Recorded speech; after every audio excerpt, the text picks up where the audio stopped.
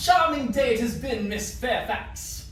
Pray don't talk to me about the weather, Mr. Worthing. Whenever people talk to me about the weather, I often feel quite certain that they mean something else, and that makes me so nervous. I do mean something else. I thought so. In fact, I'm never wrong. And I would like to be allowed to take advantage of Lady Bracknell's temporary absence. I would certainly advise you to do so. Mamma has a way of coming back suddenly into a room that I often have to speak to her about.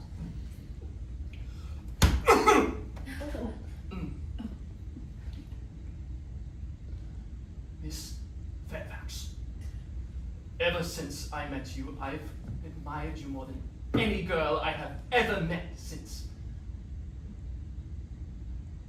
I met you. Yes, I'm quite well aware of the fact.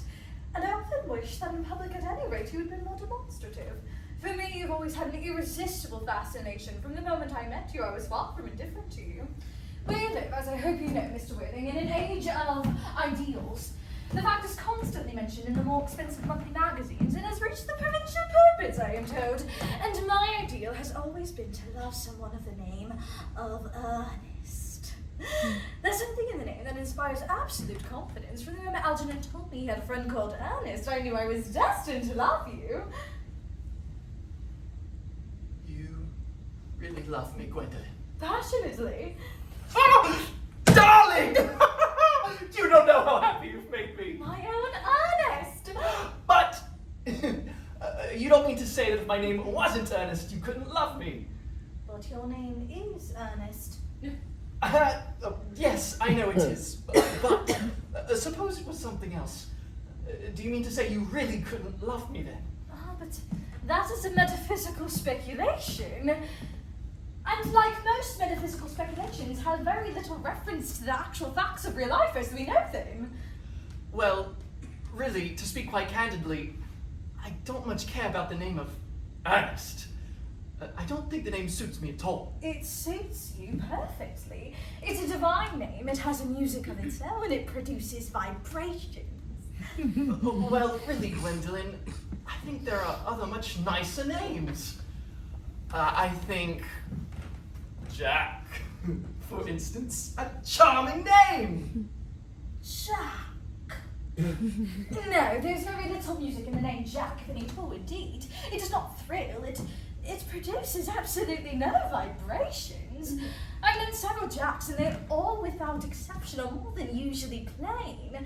Besides, Jack is a notorious domesticity for John, and I pity any woman who's married to a man called John. She probably would never be allowed to know the entrancing pleasures of a single moment's solitude. The really only safe name is Earnest. Gwendolyn, I must get christened out. We must get married at once. There's no time to be lost. Married, Mr. Worthing? Well, surely.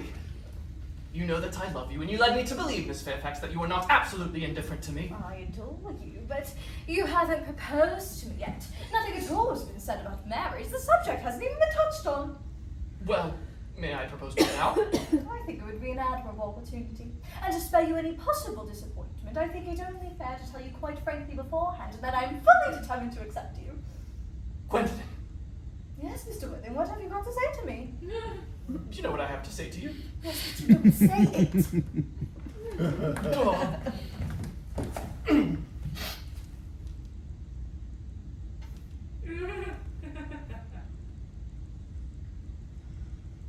Miss Fairfax, will you marry me? Well, of course I will, darling. How long have you been about it? I'm afraid you have very little experience on how to propose. Men often propose for practice. I know my brother Gerald does. All my girlfriends tell me so. What wonderfully blue eyes you have, Ernest. They're quite blue. I hope you'll always look at me just like that, especially when there are other people present.